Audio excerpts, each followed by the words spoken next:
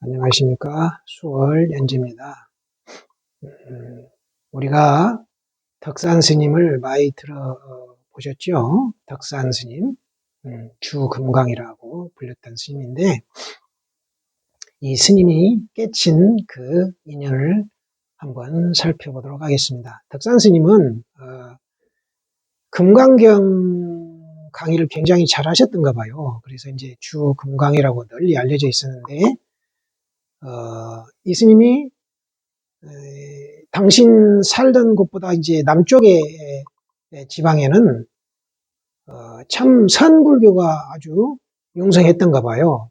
그래서 선사 스님들 그 가르침 있잖아요. 직진신 견성성불, 사람 마음을 바로 가리켜서 성품을 봐서 성불하게 한다, 부처를 이루게 한다. 이거 직진신 견성성불.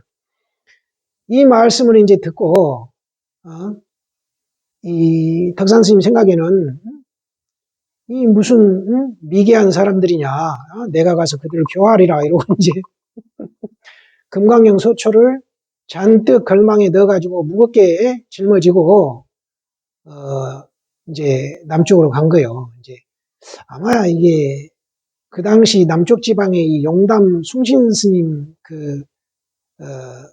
스님이 굉장히 유명했던가 봐요. 그래서 덕산 스님도 아마 아시고 이제 이 용담 스님을 이제 찾아가신 거죠. 이제 찾아오는 길에 중국은 이제 땅이 넓고 크니까 아마 점심때가 된 것 같아요. 그런데 어디서 이제 호떡 냄새가 나니까 보니까 이제 호떡 파는 노파가 있던 거예요. 그래서 이제 가까이 가서 이제 점심을 할 수 있겠습니까? 그러니까 노파가 스님이 걸망에 잔뜩 그 무거운 걸 짊어지고 오니까 노파가 물은 거예요.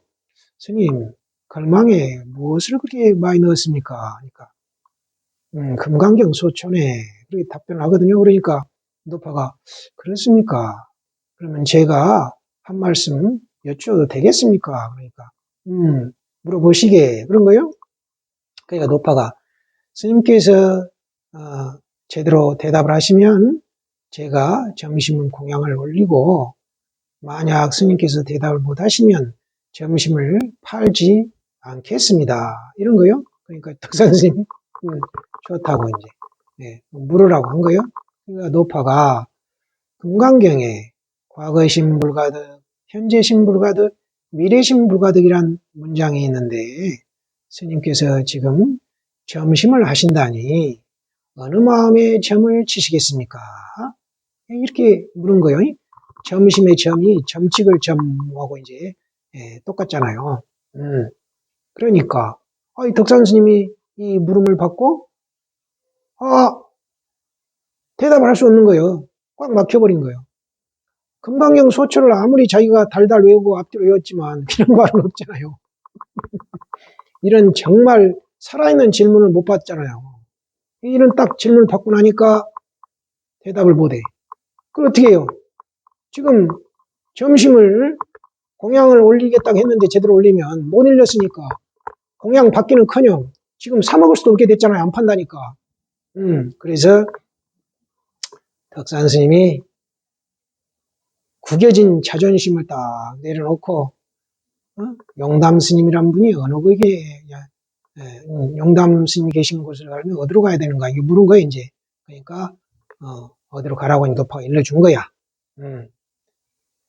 이게 공부인의 자세예요. 이게 거기서 울그락부르락 해가지고 성질 내고 노파한테 악을 쓰고 점심 파쇼 안 파쇼 싸우면 이거는 수행자가 아니죠. 딱 덕산 스님도 자세가 돼 있잖아요. 내가 딱 쳤구나. 딱 점심 단념하고 용담 스님을 찾아가야 되겠다. 지금 용담 스님 계신 걸 묻는 건 말이에요. 그래서 용담사를 찾아갑니다. 이제 용담 찾아가가지고 벌써 점심때에 있으니까 중국은 산길이 길잖아요.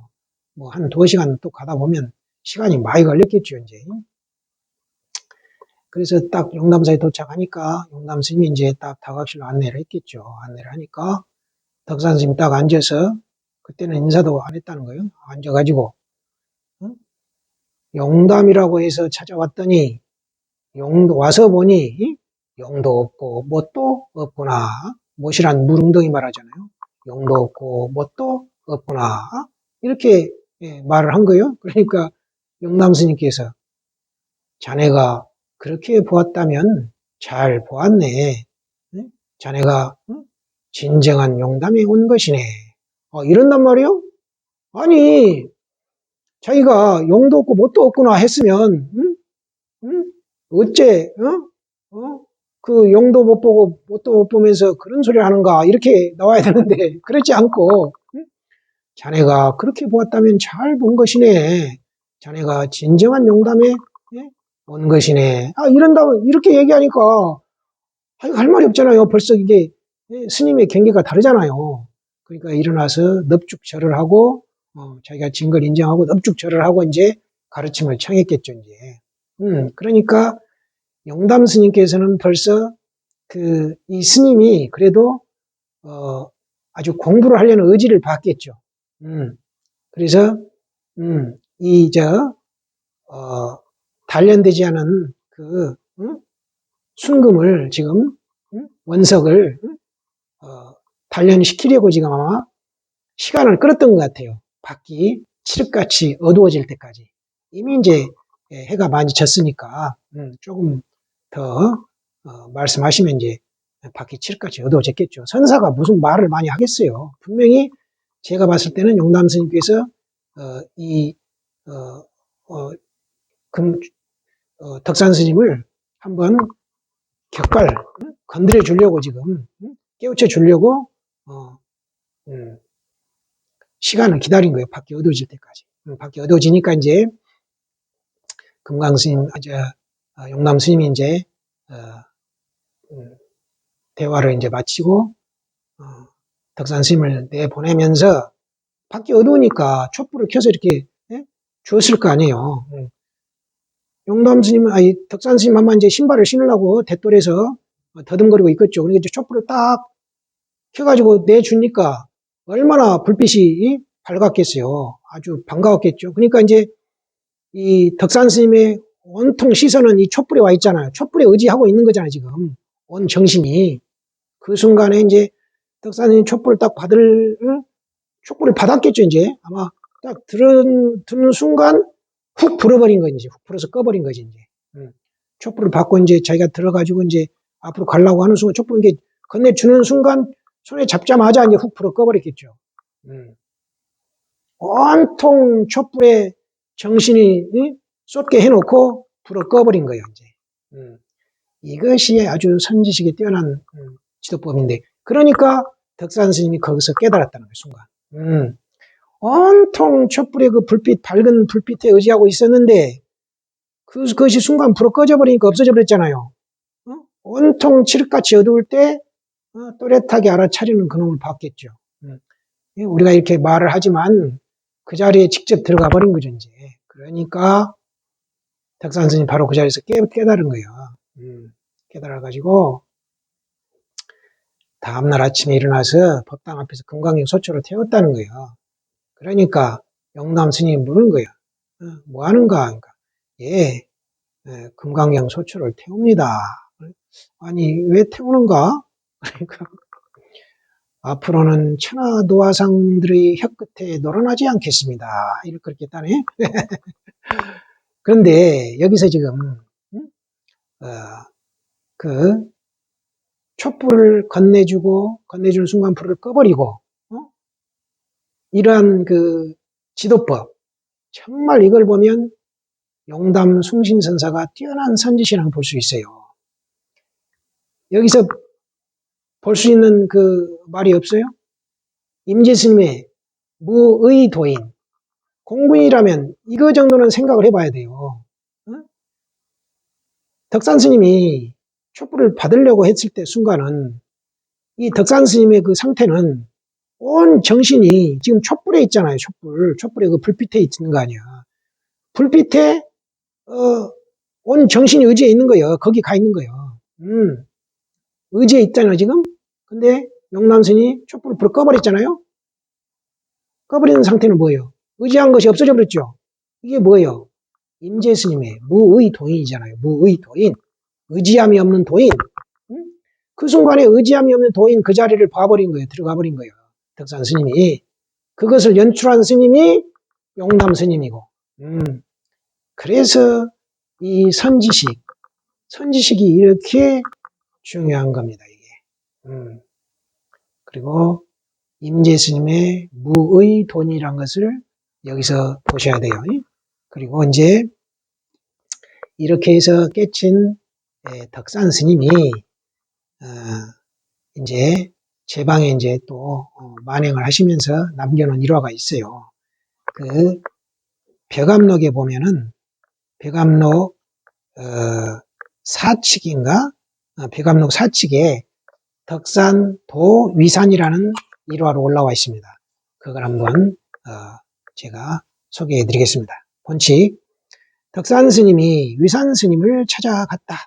걸망을 진 채로 법당 앞에 서서 동쪽에서 서쪽으로, 서쪽에서 동쪽으로 왔다 갔다 하면서 둘레를 살펴보더니 없다 없다 하고는 곧 나와 버렸다.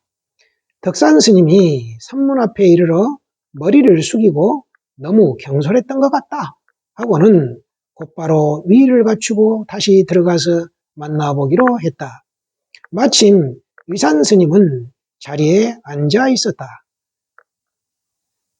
덕산 스님이 좌복을 내밀며 화상! 하고 소리를 쳤다. 위산 스님이 불자를 집으려 하자 덕산 스님이 헐! 하고 소리친 뒤 옷소매를 떨치고 바로 나와 버렸다. 덕산 스님은 법당을 뒤로 하고 신발을 신고 나가 버렸다. 이거 위산 스님은 가만히 앉아있다 꼼짝없이 지금 당해버렸죠. 지금 좌복을 덕산 스님이 내밀면서 화상! 하고 위산 스님이 불자를 집어들려고 하니까 헐! 하고 나가버린 거예요. 지금 위산 스님 무슨 뭐 대응을 해보지도 못하고 지금 당해버린 거예요. 이제 그러니까 그날 밤에 위산 스님이 수자에게 물었다. 아까 새로 온 그놈은 어디에 있느냐? 말이 곱지 않죠? 수자가 대답했다. 그때 법당을 뒤로 하고 신발을 신고 나가버렸습니다. 위산 스님이 말했다. 그놈은 후에 높은 산봉우리에 암자를 짓고 부처를 욕하고 조사를 꾸짖을 것이다. 위산 스님이 일어났어요. 자, 그럼 송을 한번 봅시다. 송은 이제 설두 스님이 붙여놓은 거예요. 한번 살펴보고 또 가서 살펴보다니 설상가상으로 아슬아슬했네. 비기장군이 포로가 되어 고생했는데 하마터면 그 꼴이 될 뻔했구나. 곧장 달려나가 돌아보지도 않았으니 지금쯤 높은 산봉우리의 숯불 속에 앉아 있으리라. 돌 일어났거든요. 여기 비기장군이라는 것은 중국의 이제 옛날 장군인데 오랑캐들에게 이제 포로로 잡혀갔다가 나중에 탈출해서 어렵게 탈출하고 나왔답니다. 이게 온갖 고통을 겪었겠죠. 그걸 말하는 거예요. 하마터면 그 꼴이 될 뻔했다 이 말이에요. 지금 위산스님에 잡혀가지고 근데 화상 하고 소리치고 위산스님이 불자를 집어주려고 하는 순간 할 하고 그냥 튀어버리니까 그걸 멸한 거죠. 이제 이렇게 이제 백암록에는 그렇게 하나 나와 있고 종용록에는 두 칙이 올라와 있어요. 그것도 좀 볼만하니까 한번 그 본칙만 한번 살펴봅시다. 본칙 종용록 14칙 곽시과다. 곽이라는 시자가 차를 들이다. 뭐 이 정도로 해석이 되겠습니다. 곽시과다. 곽시자가 덕산 스님께 물었다. 과거의 성현들은 어느 곳을 향해 가셨습니까? 덕산 스님이 말했다. 뭐라고? 곽시자가 말했다. 천리말을 불렀는데 절름발이 자라가 나왔네. 덕산 스님이 바로 그만두었다. 자, 다음 날 일회전이 끝났어요. 근데 다음 날 덕산 스님이 목욕을 하고 나오자 이 곽시자가 덕산 스님께 차를 드렸다. 그러자 덕산 스님이 곽시자의 등을 한번 어루만졌고 곽시자가 말했다. 이 노장이 비로소 알아차렸구나. 덕산 스님이 또 그만두었다. 자, 이걸 보면 재밌어요. 일단 지금 이틀에 걸친 지금 일화예요. 처음에 곽시자가 덕산 스님께 과거의 성현들은 어느 곳을 향해 가셨습니까? 물으니까 덕산 스님이 뭐라고 못 들은 지 않은 거예요? 그러니까 곽시자가 천리말을 불렀는데 절름발이 자라가 나왔구나 이렇게 이제 한번 비꼬아 준 거잖아요. 그래도 덕산 스님은 가만히 계시게, 덕산 스님이 큰 스님이고 이 곽시자가, 곽이라는 사람이 시자인데 시자가 그렇게 말을 해도 덕산 스님이 묵묵히 계신 거예요. 이것은 벌써 덕산 스님께서 이 곽시자의 안목을 안 거예요. 이제 이 사람 경계를. 곽시자 상당히 공부가 된 거예요. 그래 이제 다음 날이 됐단 말이에요. 다음 날 덕산 스님께서 이제 목욕을 하고 나오시니까 곽이라는 스님이 시자니까 차를 타려 올렸던 모양이에요. 이제. 그러니까 덕산 스님께서 이 곽시자의 등을 한번 어루만져 준 거란 말이에요. 이렇게. 그러니까 곽시자가 이 노장이 비를 알아차렸구나 이런 거예요. 뭐 공부인들이니까 서로 이렇게 할 수 있는 거예요. 그러니까 덕산 스님이 그만두었다는 거예요. 뭐 공부인들께 그럴 수 있는 거잖아요. 그러니까 덕산 스님 입장에서 보면 이 손주 같은 시자가 재롱을 피는 거 아니에요. 근데 사실은 덕산 스님 입장에서는 얼마나 귀했겠어요. 어린 시자가 공부가 됐으니까 기가 막힌 거죠. 네. 공부인에게 공부한 후학이 얼마나 소중하겠어요. 이 부처님 법을 이어줄 사람인데. 그런데 곽시자도 그렇게 복이 많지는 않았던가 봐요. 그 뒤로 이제 나온 게 없어요. 자, 그러면 여기에 이 송은 굉지 정각 스님이 이제 붙인 거예요. 예, 얼굴을 보고 다가올 때 선지식은 안다. 그 가운데는 번개불도 오히려 느리다. 기틀이 다한 전략가에게는 깊은 뜻이 있고 적을 속인 장수는 별 뜻이 없다. 쏘면 반드시 맞추니 누가 무시하랴. 뒤통수에서 뺨을 보니 사람이 다가가기 어렵고 눈썹 밑에 눈이 붙었으니 그는 편리하겠네. 자, 이 송에서 뒤통수에서 뺨을 보니 사람이 다가가기 어렵고, 이 말을 알아들어야 됩니다. 이게 원문이 뭐냐면 뇌후 견시해 인난촉범 이런 소리거든. 머리통 뒤에서 뺨을 본단 말이야. 머리통 뒤에서 뺨을 보니 사람이 다가가기 어렵네. 자, 이 문구 이거 해석하기도 바깥의 사람들이 저 해석 잘 못해요. 뒤통수에서 뺨을 보니 사람이 다가가기 어렵고, 공부인은 이 말을 알아들어야 합니다. 이게 지금 개겠고요. 예, 그래서 이 말을 자꾸 음미해 보시면 무슨 말인지 이런 걸 알아들어야 돼요. 그래서 어렵다고 그냥 덮어버리지 마시고 이런 말에 집중을 하셔야 돼요. 다른 건 다 평상입니다. 이제 이런 일화들을 찬탄한 내용들이고, 이렇게 이제 송에서 이런 글귀들이 바로 공부인들에게 화두로 제시해 주는 거예요. 뒤통수에서 뺨을 보니 사람이 다가가기 어렵네. 이게 뭔 말이에요? 뒤통수에 뺨을 보다니. 이런 말들이 처음에는 어렵지만 이 화두 이목고 화두 공부를 계속 참고하다 보면 자기 공부가 익어질수록 어느 순간에 푹 터집니다. 그래서 공부인들은 어렵다고 이런 것들을 그냥 멀리하지 마시고 제 영상을 보실 때도 계속 들어두십시오. 들어두면 아래아식에 잠겨 있다가 어느 순간 공부가 됐을 때 다 드러나면서 이 뜻들도 알 수 있게 되는 거예요. 그래서 지금 이 14칙 곽시 가다가 있고 또 한 칙이 올라와 있어요. 종영록 55칙을 보면 설봉 반두라는 이제 제목으로 나와 있는데, 이 덕산 스님은 임재할 덕산 방해를 가지고 굉장히 거친 스님으로 이제 알려져 있는데 사실은 그렇지도 않아요. 이렇게 공부인을 대할 때는 아주 자비가 넘쳐요. 제가 봤을 때는. 자, 55칙 설봉 반두 본칙만 살펴보겠습니다. 설봉이 덕산회상에서 반두 소임을 맡았다. 설봉 스님이에요. 우리가 알고 있는. 하루는 밥이 늦었는데 덕산이 바루를 들고 법당에 이르렀다. 설봉이 말했다. 저 노장이 종도 치지 않고 북도 올리지 않았는데 바로를 들고 어디를 가는가? 이러니까 덕산은 곧바로 방장실로 돌아갔다. 설봉이 암두에게 이 일을 말하자 암두는 설봉스님 사형이에요. 설봉스님보다 먼저 깨쳤어요.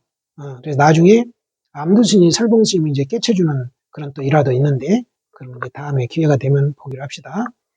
그 암두입니다. 설봉이 암두에게 이 일을 말하자 암두가 말했다. 대단한 덕산노장이 마루꾼을 알지 못하는구나. 이 암두는 이 덕산스님 제자거든요. 그런데 대단한 덕산노장이 마루꾼을 알지 못하는구나 이래요. 덕산이 듣고 시자를 시켜 암두를 불러서 물었다. 그대는 노승을 긍정하지 않는가? 암두가 자신의 뜻을 말씀드리자 덕산이 이내 그만두었다. 다음날 덕산이 법당에 올랐는데 과연 예전과는 같지 않았다. 암두가 손뼉 치고 웃으면서 말했다. 노장이 마루꾼을 알아서 기쁘구나. 후에 천하의 누구도 그를 어찌하지 못할 것이다. 이랬다는 거예요. 그래서 여기서 이제 살펴봐야 될 것은 그대는 노승을 긍정하지 않는가? 암두가 자신의 뜻을 말씀드리자 덕산이 이내 그만두었다. 여기서 암두가 말씀드린 자신의 뜻이 무엇일까? 화두인데 이제 참고해봐야 될 것은 그겁니다. 암두 스님 도대체 뭐라고 말씀드렸기 때문에 덕산 스님이 그만두었는가? 덕산이 불러서 자네는 나를 긍정하지 않는가? 이렇게 물었을 때 덕산 스님이 아니 암두 스님이 뭐라고 자신의 뜻을 말씀드리니까 덕산 스님이 그만두었다는 거예요. 그러면 여기서 우리 공부인들은 암두 스님이 덕산 스님에게 뭐라고 했을까? 이것을 이제 참고해보는 것이 이게 화두의 여기서는.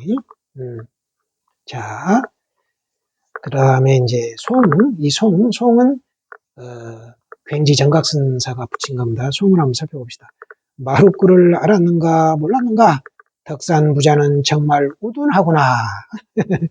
좌중에 강남의 나그네도 있으니 그 앞에서 자고를 부르지 마라. 이 뭔 소리냐면 그 강남에 이제 그 남쪽이니까 제비가 이제 그쪽으로 온가 봐요. 제비 지저귀는 소리가 자고입니다. 그러니까 제비 많은 데서 제비 우는 소리를 내지 마라 이 말이에요. 무슨 소리겠어요? 아는 사람 앞에서 아는 체 하지 마라 이런 소리겠죠. 이게. 아무튼 우리 공부인들은 이런 것들이 처음에는 어려울 수 있지만 자주 들어두면 나중에 내 공부가 익어갈 때 한순간에 드러나요. 이런 뜻들이. 그러니까 이런 종영록이나 배감록 이런 화두들이 어렵다고 그냥 던져놓지 마시고 한 번씩 보시기도 하고 이런 제 영상을 한번 보시기도 하십시오. 제가 그리고 지금 이제 제가 공부인들 자꾸 금강경, 반야심경, 신신명, 신명 증도가 이렇게 이제 공부하라고만 말씀을 드려가지고 혼자 공부하기 어려우니까 제가 한글로 독송을 해서 영상으로 지금 올리려고 하거든요. 근데 저도 역시 너무 게으른 사람이라 제가 이제 다 번역들을 한 거기 때문에 어렵진 않지만 그래도 이제 독송을 하다 보니까 좀 문장을 다듬어야 되거든요. 그걸 하고 있는데 워낙 게으른 사람이라 좀 쉽진 않는데 아무튼 제가 그 영상을 반야심경, 신신명, 신명 증도가 이걸로 한 편 올리고 그다음 이제 금강경은 따로 이제 올리려고 이렇게 이제 준비를 하고 있습니다. 올리거든 많이 다운을 받으신지 해가지고 자꾸 뭐 차 타고 갈 때든지 틀어놓으십시오. 그걸 그냥 금강경 한문 그 원문 알지도 못하는 것 그런 거는 100번 들어봐야 아무 소용 없어요. 금강경이 주문도 아닌데 그러니까 한글로 된 것을 계속 듣다 보면은 그 전체를 알 필요도 없어요. 어느 한 구절에서 터지면 되는 거거든요. 응무소주 이생이심에 터지잖아요. 해능스님. 어느 한 구절에만 터지면 되는 거예요. 그러니까 전체를 다 알려고도 하시지 말고 그냥 내 마음에 와닿는 그 글귀들에 집중하면서 듣다가 어느 순간에 그냥 마음째 들어가면 터지는 거니까 그렇게 하시기 바랍니다. 다만 포기하지 말고 꾸준히 이 먹고 이 몸뚱이를 끌고 다니는 이놈이 먹고 하면서 하루 종일 바삐 움직이는 이놈이 뭐냔 말이야.